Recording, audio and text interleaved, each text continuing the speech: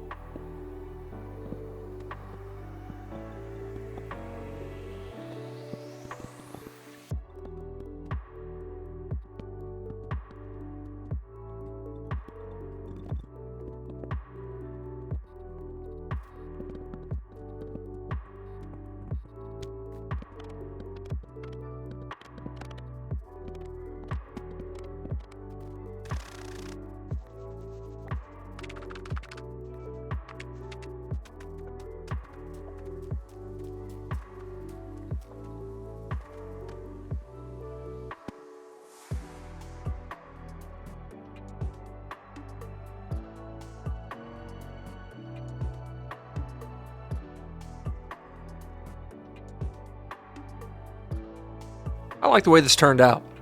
I wasn't sure at first. I had multiple different attempts at making this roof. I did one where it was slanting partially almost all the way up to the middle and then back down. I just really didn't like it, so I split it up into two parts, give ourselves a little bit of an extension on this side.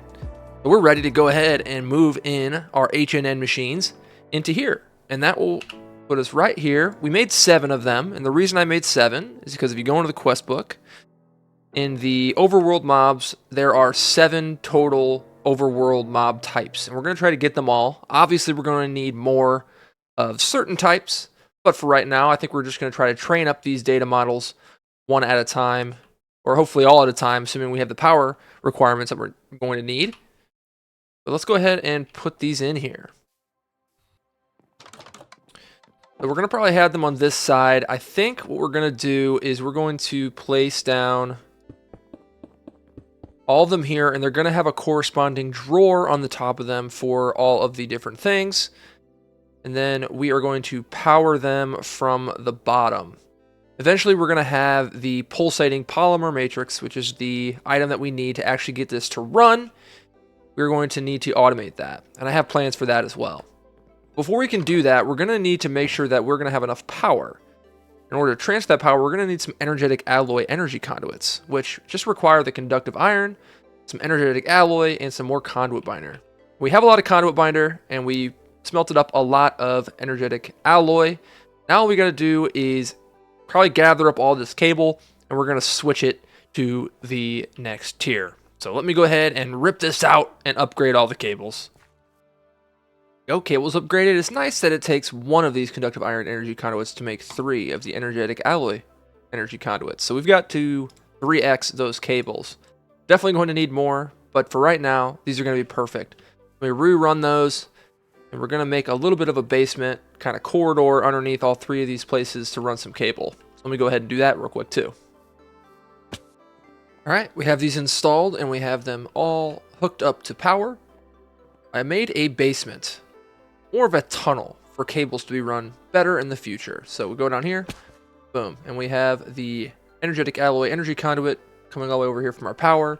We also added this tin item pipe for some items that we're going to need to move later on, like the pulsating polymer matrix. And that's what this tunnel is right here. You may have seen it in the small time lapse that I did early on. There is this building down here, and this is where we're going to handle the production of that pulsating matrix there. So we're going to build this building out, get the machines hooked up. I even have some of the machines already pre-crafted, so we're going to have to get these installed, and then from that point, I can kind of talk you guys through how we are going about automating this setup. And after a short while later, we have this building complete. Not too bad. We even dug ourselves a tunnel that connected it down underneath, and we have set up some machines in here. So this is the basic, the bare bones automation that you will need to create the pulsating prediction matrices. This is a super simple setup, and it's not completely done yet. We have one more thing that we need to create. We have to make ourselves some item conduits. We don't have to use them, but I figured it's time we use them. Down here underneath, from this igneous extruder, creating cobblestone that will go directly into this first forge hammer. So let's go ahead and make that. We should have the wire already made. I had to make some pulsating iron ingots in order to make this item conduit. Item conduit. There we go. We got 40 item conduits. Seems super easy. These should auto pull from the igneous extruder directly into the bottom here. And there we go. We are getting cobblestone being pulled out into this forge hammer. Now we can kind of explain what is going on up here. It's a super simple setup, only requires a few machines. So what's going on here? The cobblestone is being made in the igneous extruder. It's going into this first forge hammer, and then forge hammer down into gravel. I'm using a conveyor module into this other forge hammer, creating sand from that gravel. From there, same setup, conveyor module into a basic forge hammer, making dust. Dust is being conveyed into a basic chemical reactor and making ourselves clay. We're getting the water from down underneath. We have another aqueous accumulator down there that is making the water in here. Now it looks like I forgot to put another conveyor module on this side here. Ah, it's full. Okay, so we probably need to limit this somehow, or it may not be a problem once this is fully running. So it is automatically going in. It's just if the clay ever runs out, the pulsating dust will go in there. That's a problem we can solve at a later date. But not too bad. So once that goes in here, we take the clay, we take the pulsating dust and an alloy smelter, that will push out right here into this drawer, the pulsating prediction matrix. So we are going to need a way to get this up into those machines and spread out evenly. And that's, I believe, what we're going to use the 10 item pipes for. It should be plenty fast. These are not fast machines. We may need to upgrade them later once we get more of them, because at that point it will not be fast enough. We can kind of let this thing go for a while. It looks like it's fairly efficient in terms of how often it's up and running. Yeah, it doesn't seem like there's a bottleneck. I mean, the bottleneck is clearly the alloy smelter. So let me go ahead and get the cable or the 10 item pipe all hooked up and going into those simulation chambers. Now that we have all these 10 item pipes hooked up to the back of these simulation chambers, we have to get the data models to get these things to actually work. We can go ahead and craft up 7 of those that we're going to need for each of the different types so far. So model framework, we'll need 7 of them. They do not stack. 5, 6, and 7. And then we're going to need to attribute these to their specific mob type. We can get that here. And here we see in the Overworldian mob. So first we have the zombie, which I think should be fairly easy. We just need to find ourselves a rotten flesh somewhere.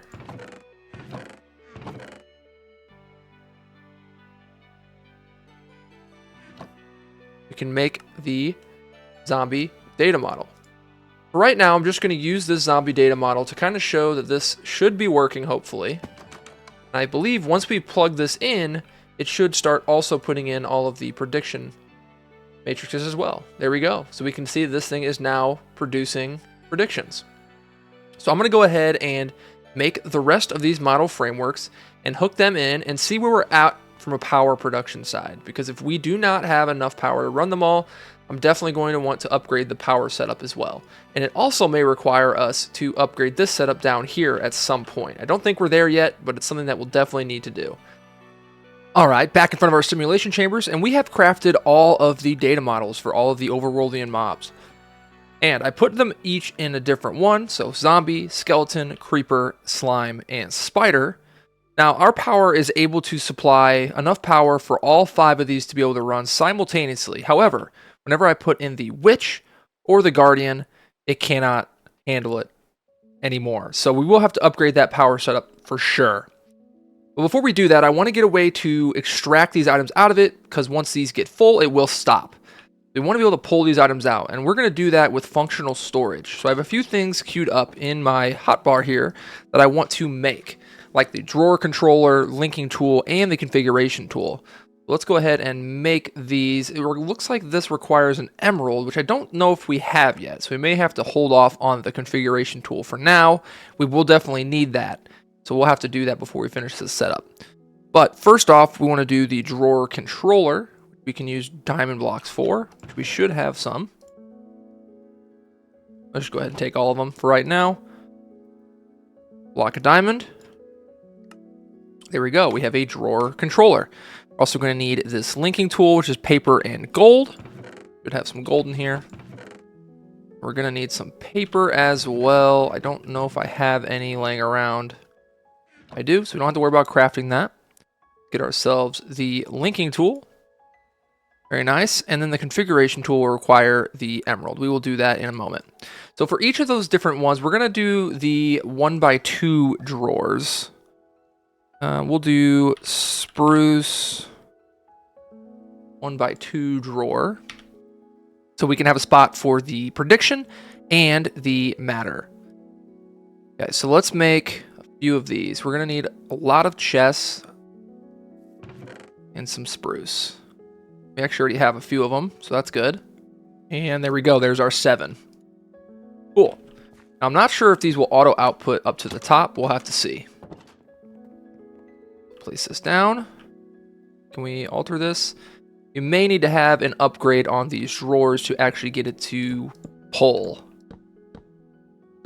But for right now, we can do that. And we need a puller upgrade. Let me craft the pull upgrades, and then we will get the emerald, and then we should be able to have this set up fully complete, at least for now. Pull upgrades are crafted and put in here. We also added void upgrades to these as well, so that whenever the Overworldian matter inevitably fills up, that will be voided, and it will continue to craft up the predictions. Now, I'm going to connect these up to a drawer controller now, and then using a linking tool and the configuration tool that we crafted since we got some emeralds. I just spent some Nomi coins on those. We should be able to have a little bit of a mobility on where we want to put the next setup.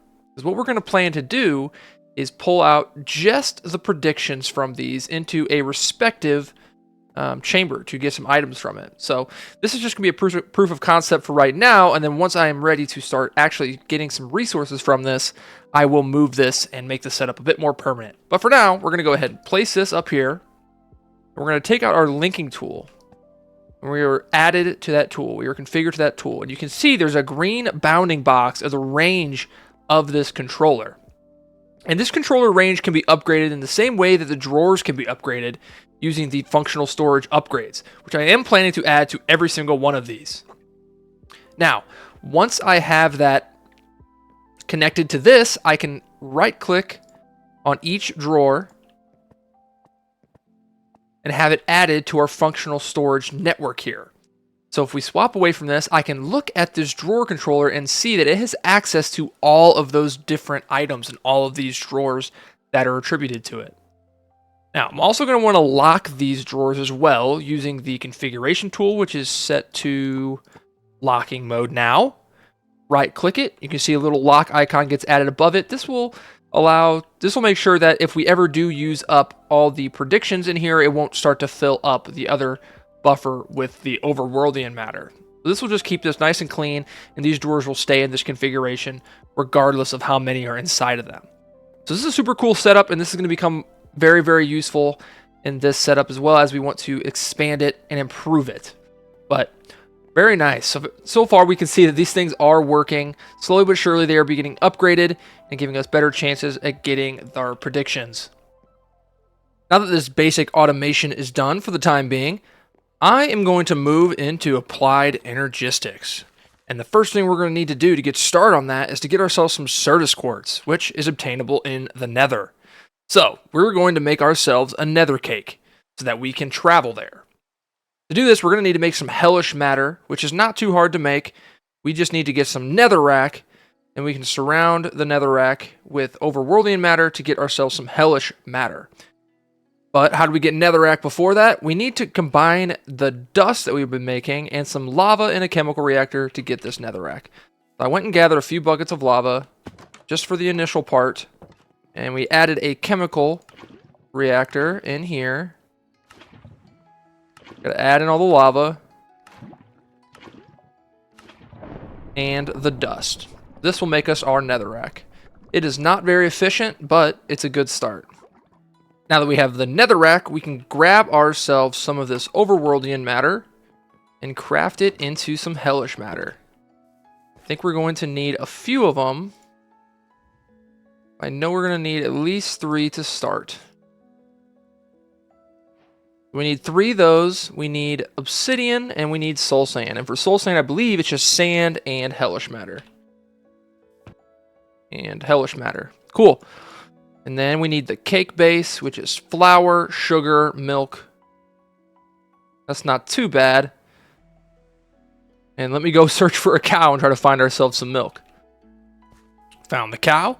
So now we just need to make our cake base. And now we just need 2 obsidian. We lost a little bit, but that's okay. So we have our obsidian now as well. And while I'm down here, I wanted to do something that has been on the quest book for a little bit. So I dug myself a hole down here so we can get down and see the bedrock. And we did this because when we light bedrock with a flint and steel, we have a percentage chance to acquire grains of infinity, which we don't really have a use for at the current moment in time, but I'm never gonna make an excuse to burn something. Back at the base, we can put our grains of infinity away for right now. We don't need them, but we do want to make ourselves the nether cake.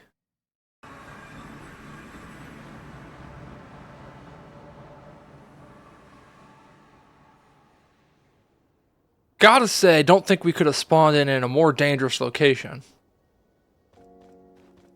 We spawned right in the blaze spawner? Oh, we did. Okay, well, I don't really want to be here right now. I need to be somewhere a little bit safer. Let's try to get away from that. I'm here for Certus quartz. I don't need to deal with all that stuff. Nether quartz. I need Certus quartz. Should have my prospector on me. Let me find some Certus quartz. Here we go. Finally found some Certus quartz. Hopefully this will be enough to tide us over for a long time, because I'm going to mine all of it. Now that we're smelting up some of the Certus quartz ore, we can take some of the regular Certus quartz, and I believe we can add it to the compressor, and it should make us Certus quartz plates, which are going to be necessary for the charger. Right now I am making some iron plates for this, so that we can get some hoppers and upgrade those. We want Certus quartz plates. Oh, we need the dust. Ah, okay. So the dust, let's see. Should be able to just macerate this, I assume, right? Yes, we can macerate the Certus quartz into the dust. Add the Certus quartz dust to the compressor, and then this way we should get ourselves the plates. With the plates crafted, we can get ourselves the charger, which is going to be necessary to get ourselves some charged Certus quartz. We're also going to need the energy acceptor, but we won't be able to do that until we get some Fluix plates, so that'll be up next. Let's go ahead and hook up this charger somewhere. I think it can take the RF power that we're generating down here. So let's just try to put it right here. And we will get some hoppers attached to this as well. All right, let's add in these Certus quartz crystals. And it looks like it is charging. Cool, so we can have this set up further automated in the future. But for right now, this should be all that we need. Just kind of let this thing rock. We'll be able to get ourselves some of this Certus quartz. Next step to getting ourselves some Fluix is going to be combining nether quartz, redstone, and this charged Certus quartz in the in-world transformation. So we're going to throw all three of these, once we have a stack of this, into this puddle of water, and we will see the conversion happen.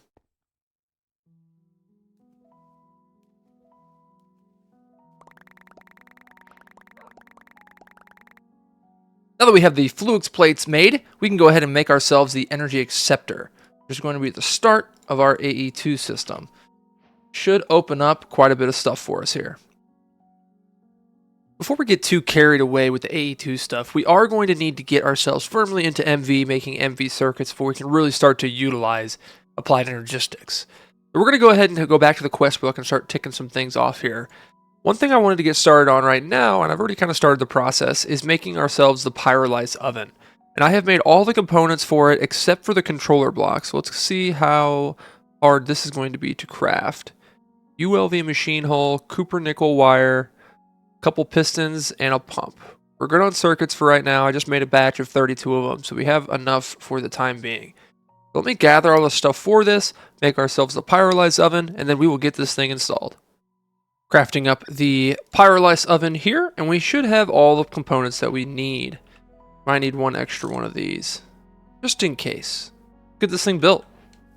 We're going to build this right next to our electric blast furnace. It's going to be a bit of a tight fit, but it should fit in this region right here. I moved the input and output buses from the EBF to the front, because we will also have the input-output buses for the Pyrolyse oven on the front. So let's start out here. I'm actually going to try to use... I'm going to see if I can put them on the side here. I'm going to have the cable coming back on this direction. And this is a 4-block deep. We want to have a space behind, so we're going to have our controller block along here. We want to have this here, put our Pyrolyse controller on top, and here's where we're going to put our inputs and outputs. So we're going to have the input bus here, and we're going to put a machine casing, output there, maintenance hatch on the top, and the output bus. Oh, I have the output bus in the wrong spot. No, that's right. That's correct. That's correct. And the fluid input and output on this side. Fill the middle in with these Cooper nickel coils. Making sure to not fill in the middle. And then here we're going to have the muffler hatch in the middle and our LV energy hatches down here on the side. Let's see if that formed. We're going to need some maintenance on this. Not a big deal. we can go ahead and do that. All right, there we go. Now the maintenance is all done, and we have this thing hooked up to power here in the back. We are ready to start feeding this some items. How are we going to do that? So here I have a phytogenic insulator that we're going to use to make ourselves infinite spruce. So we're going to feed this thing into spruce. We're probably going to need an integrated circuit in here as well, so it knows what it's doing. And that way we can get out the proper byproducts. So let's hook this up, let's say probably here. We're probably going to want it, let's put it here on the corner. May have to dig underneath of it a little bit. And then we're going to have this going into a drawer. We may end up having to lock this at some point, so we may have to go get our linking tool. And then from here, we're going to have an item conduit into the input bus.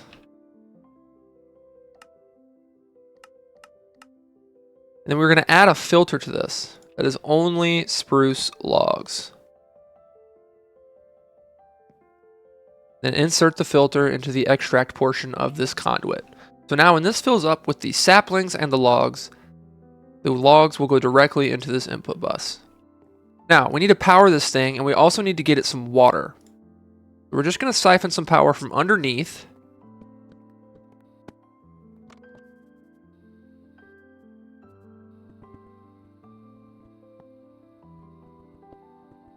So now, once we plug this in, make sure this is set to insert. We can see that it's getting power. Now we're going to use some pressurized fluid conduits. And because they're all Ender IO, I should be able to just put this in the same block. Save some space. There we go. Looks like I wasn't able to use the pressurized fluid conduits for it, so I just placed it right on top of the phytogenic insulator. Not a big problem, just not quite as clean as we'd hoped. So, now we can set the output side to the left. That will go directly into this drawer. And we can add in our spruce saplings, and we should begin to see this start to work here in a second. Now this thing is super slow, so we're going to go ahead and just immediately upgrade this into the hardened variant, which should make it 50% faster. It is still slow, but slowly but surely we should begin to see this start to make ourselves some wood. And there we go. After what seemed like forever, this thing finally completed its first recipe, and this stuff went into the drawer. But we're going to want to lock this. We're going to right click on it with our configuration tool to lock that drawer so it will stay in here. Eventually we're going to put a void upgrade on it so that these saplings don't clog up the entire system. So now we can start to switch this back onto the always active mode. And it should begin to send some spruce logs into here. Now this won't work until we get an integrated circuit and put it on here. Maybe we can just do it within the input bus. We want it with no oxygen. We need 16 burnable logs before we can run our first recipe. So this is going to be an extremely slow process right now. We may end up making another one of these phytogenic insulators just so this thing can keep up. It shouldn't be too hard. We'll just place it right next to it. And here we go. Finally got enough logs to run our first process. And as you can see, we're going to get 20 charcoal and 4,000 millibuckets of creosote. Now there's a lot of different recipes that we can use here to get some really interesting stuff. And we'll play around with that. Just a little bit here. I also added another one of these item conduits on the underside of this drawer, looping back into here so that the extra saplings that we have will go into here and fill this up. Not bad. And since we have this side filtered, and as long as there's some spruce in here, it should only have the spruce saplings go back. So this setup right here is fully automated. After doing some digging around in the EMI, I decided that the best route for this is going to be actually putting coal in here for now and making ourselves some coal tar. This coal tar will then go into this basic distillery, which we can distill down into phenol. So we got to get this thing powered, and we're just going to steal some power from the wire back here. Connect that up. Put this on the right circuit, which it should already be on. And we should see our first phenol coming over. Very nice, as well as some coke dust, which we'll have to deal with that at some point as well. So let's use this aluminum drum. We should be able to put this right here, and then using a pump, it will go directly into this drum. Cool, so now we have ourselves some phenol. Every now and then we'll just have to clear out the coke dust if we don't do anything with it, as well as keep feeding this with coal. So a pretty easy setup to get ourselves some phenol, which is going to be a necessary component in making ourselves our first MV circuits. The next part for making ourselves an MV circuit, I'm going a little bit of a different route here. I could just use regular copper and gallium arsenide with some glass dust in order to make ourselves the diode. But we're going to try to make our output a little bit higher because the gallium arsenide is not easy to come by at the moment. So I added 2 electrolyzers to the setup here that's creating ourselves the matrices. We're going to siphon off some of the sand from this forge hammer. It's going to be electrolyzed into silicon dioxide and then electrolyzed again to get ourselves some oxygen and I believe carbon. We got to hook this thing up. Let's go ahead and connect it to power. We can see that this is going to make us silicone dust and oxygen. Okay, interesting. So from here, what we're going to do is we are going to add a drum for right now until we get better fluid storage. And we're going to use a pump on this side that's going to put the oxygen gas in there. And then we can remove this whenever we want to move it around the base to make ourselves some annealed copper. Now, I'll probably have another storage drawer on the top of this to get rid of all of the silicone, but it will last for quite a while, so not too worried about that. So we're going to let this build up some oxygen gas, and then we're going to make ourselves some annealed copper. Last few things we're going to need here. I grabbed the phenol from the Pyrolyse oven, and I have it in this chemical reactor, which when combined with resin circuit boards, are going to create us our phenolic coated circuit boards. And then we can wrap those in silver wire to get our phenolic printed circuit boards, which are going to be a component for the MV circuit. We're going to let that go. We're also going to go check on the oxygen production. It's not that fast, but it should be enough to make a little bit of annealed copper in the arc furnace. So we got 2,400 or 24,000 millibuckets rather. So this should be decent. Let's pull that right off there. We're going to place this oxygen gas inside the arc furnace. It can only accept 8 buckets at a time. Grab ourselves some copper. Throw it in. Cool. Let's also go ahead and silence these machines. I really like the way the arc furnace sounds though. Next, we're going to put the annealed copper ingots into the wire mill to start creating ourselves some fine annealed copper wire, which is going to be important for the diodes. But while that's making the fine annealed copper wire, we need to make ourselves some gallium arsenide. And I've been slowly electrolyzing up some sphalerite, and I did a lot of it, and I only got 18 gallium. The arsenic was a little bit easier, but combine the arsenic with the gallium inside of a mixer, and we'll get ourselves some gallium arsenide, which we can then turn into the small piles that are required for this to make ourselves 2 diodes per craft, which is better than the 1 if we just used a regular fine copper wire. Gallium arsenide is all done, and we're going to craft this into small piles, which I think we have to do in a regular crafting table. We can go ahead and grab our phenolic circuit boards that are done. Grab our fine annealed copper wire. I really should have a crafting table in here, shouldn't I? And here we go. All of our small piles. We got a good amount of them here, so that's nice that they use the small piles and not the full, because that would be a pain. So now we can go into this assembler that has been getting fed liquid glass from quartzite dust that we found while mining. And that goes in here. We're not going to be able to make too many because this glass is super slow to extract. We can go ahead and put in the gallium arsenide and the fine annealed copper wire. We're going to see our first crafts of diodes going on. Cool. So while that's going, let's go ahead and make our printed circuit boards. For the phenolic printed circuit boards, we just need to surround the circuit board with silver wire. We can craft a few of those. We don't have much silver wire yet. We'll have to make some more before we start our last craft. That's just another piece down, and I think we're about ready to craft our first MV circuits.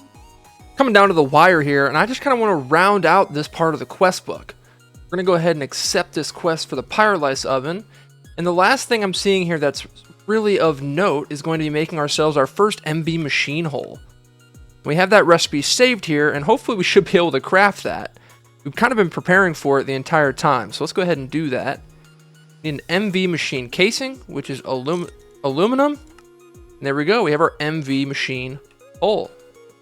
And that should be just about everything completed in this part of the quest book. minus some other minor things. And lastly, we're going to grab ourselves the diodes that we made. Only made 26 at this time. This is the last component we need, so we can do a craft of some MV circuits now. Let's go ahead and do it. We can make 10 off the start.